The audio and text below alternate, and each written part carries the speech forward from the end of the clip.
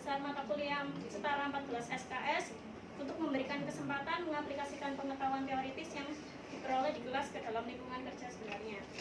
PDPM atau Pusat Kajian Potensi Daerah adalah kompetensi khusus di bidang pengembangan potensi daerah berbasis pemberdayaan masyarakat. Adapun tujuan umum di sini yang pertama mendapatkan pengalaman dalam lingkungan kerja, yang kedua mendapat gambaran tentang penerapan ilmu statistika dalam dunia kerja, yang ketiga mengenal dan melatih diri terhadap dunia kerja sehingga dapat membangun etos kerja yang baik dan memperluas wawasan kerja. Yang keempat yaitu terjalin hubungan timbal balik yang saling menguntungkan antara dunia pendidikan dan dunia kerja. Yang kelima mendapatkan wawasan mengenai penerapan sistem kerja oleh PDPM. Tujuan khusus di sini yang pertama menyelesaikan tugas yang diberikan oleh pembimbing lapangan dari PDPM. Yang kedua yaitu luaran saya membuat makalah dengan judul penentuan inflasi standar satuan harga Kota Mojokerto menurut kelompok pengeluaran. Yang ketiga membuat dashboard dengan judul evaluasi tingkat pengangguran terbuka Kabupaten Tuban. Yang keempat membuat infografis dengan judul kondisi ketenagakerjaan Kabupaten Tuban tahun 2023. Yang kelima membuat video dengan judul kegiatan magang di PDPM tahun 2024 ini. Manfaatnya yang pertama yaitu menambah pengalaman mengenai dunia kerja dalam mengaplikasikan ilmu statistika untuk menangani permasalahan di PDPM. Yang kedua melatih kedisiplinan dan profesionalitas dalam dunia kerja. Yang ketiga mampu menjalin kerjasama yang baik antara Departemen Statistika Bisnis dengan PDPM. Yang keempat hasil analisa selama pengamatan yang dilakukan oleh mahasiswa selama magang bisa digunakan sebagai masukan oleh PDPM. Gambaran umum di PDPM yaitu kajian potensi daerah dan pemberdayaan masyarakat atau yang dikenal dengan PDPM. Di bawah DRPM ITS itu memiliki kompetensi khusus di bidang pengembangan potensi daerah berbasis pemberdayaan masyarakat. PDPM ini memiliki 13 bidang fokus. Fokus saya yang saya lakukan di sini yaitu di bidang sosial dan ekonomi, yaitu melakukan penyusunan indeks harga IHK dan inflasi daerah dan melakukan penyusunan analisis tingkat pengangguran terbuka. Kemudian ada bidang survei, yaitu melakukan survei barang dan jasa untuk ditetapkan sebagai standar satuan harga pemerintah daerah. Kemudian visi dan misi dari PDPM, visinya menjadi pusat kajian pengembangan potensi daerah berbasis masyarakat dengan reputasi nasional dan internasional. Misi PDPM-nya yaitu yang pertama mengkaji persoalan pembangunan sosial dan lingkungan di Indonesia secara berkelanjutan. Yang kedua, mengembangkan penelitian yang memberikan arahan solusi terhadap persoalan pembangunan sosial dan lingkungan yang terjadi di Indonesia. Yang ketiga, yaitu memperluas jaringan kerjasama dengan institusi yang berkompeten, baik di dalam maupun di luar negeri. Ini adalah timeline pelaksanaan magang saya dari 7 Februari. Kita masuknya kan tanggal 19 karena TPT running duluan, jadi saya di tanggal 7 Februari sudah bekerja sampai tanggal 28 Juni selesai magang besok. Tugas saya di sini saya membuat laporan pendahuluan, laporan akhir, eksekutif summary, PPT, serta cover penyusunan dokumen analisis tingkat pengangguran terbuka Kabupaten Tuban tahun 2023. Kemudian saya survei standar satuan harga di Tuban, Mojokerto, dan Blitar. Kemudian entry data dan cleaning data kearifan lokal Kota Probolinggo dan survei SBU Kabupaten Tuban dan Blitar. Ini adalah penyusunan dokumen analisis TPT Kabupaten Tuban tahun 2023. Saya membuat laporan pendahuluan, laporan akhir, dan ringkasan eksekutif. Ini bertujuan untuk mengukur ketercapaian kinerja penurunan TPT, yang kedua menganalisis faktor-faktor dari 2019 hingga 2023, dan yang ketiga menyusun rekomendasi melalui strategi dan kebijakan. Ini data yang saya olah untuk visualisasi data menggunakan Excel sebanyak 35 grafik.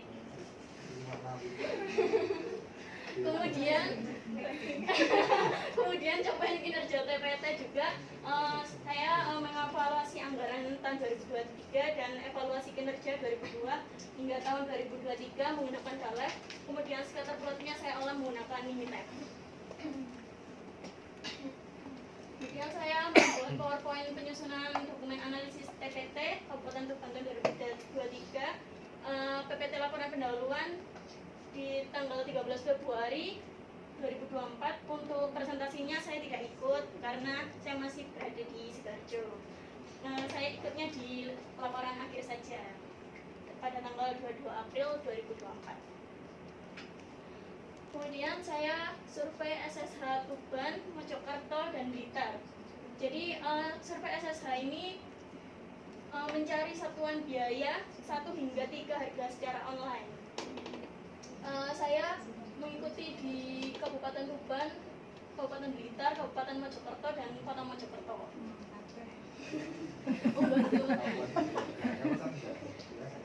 Kemudian survei SBU Tuban dan Blitar, SBU-nya progresnya sampai sekarang masih belum selesai.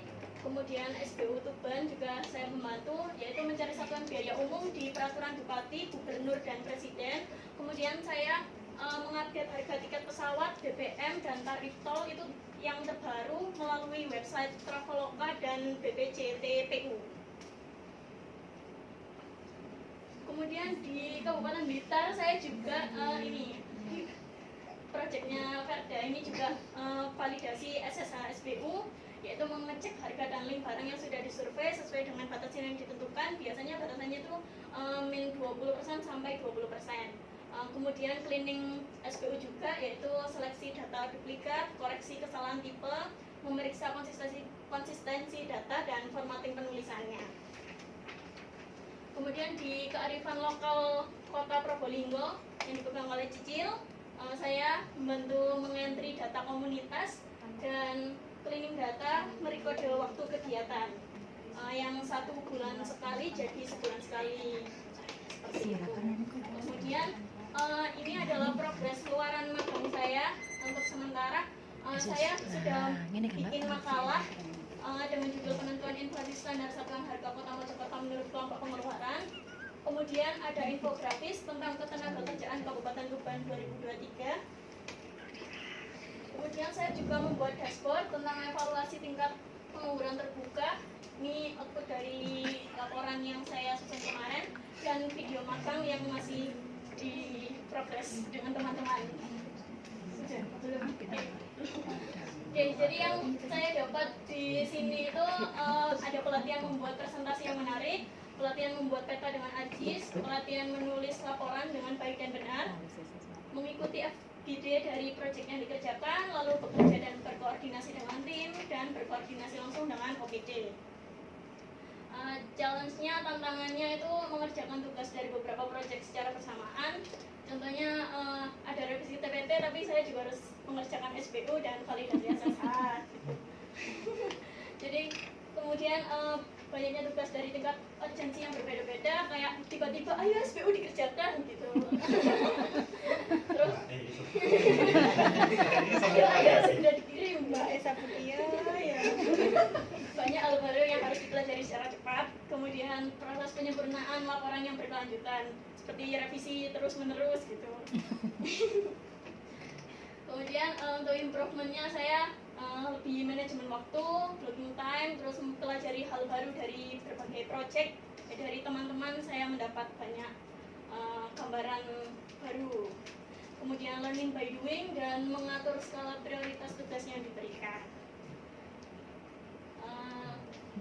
Kemudian untuk yang di resultnya lagi, dapat bekerja dalam tim maupun individu, kemudian membuat PPT dan laporan dengan hasil yang cukup maksimal, kemudian membuat peta menggunakan software ArcGIS, karena kemarin saya hanya bisa membuat petanya pakai ArcView, terus karena ada pelatihan jadi saya bisa menggunakan software ArcGIS yang lebih kompleks.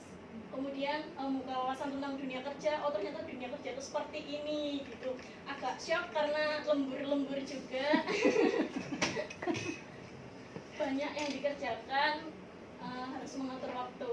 Lalu lingkungan kerja yang sangat positif di sini, sangat positif sekali. Karyawan-karyawannya saling membantu. Kalau nggak tahu saya bingung, saya langsung bertanya dan selalu mendapat respon yang baik. Kemudian di sini plusnya mendapat banyak konsumsi. Mudah berapa kilo sih? Iya. Mudah berapa kilo sih? Alhamdulillah 7 kilo.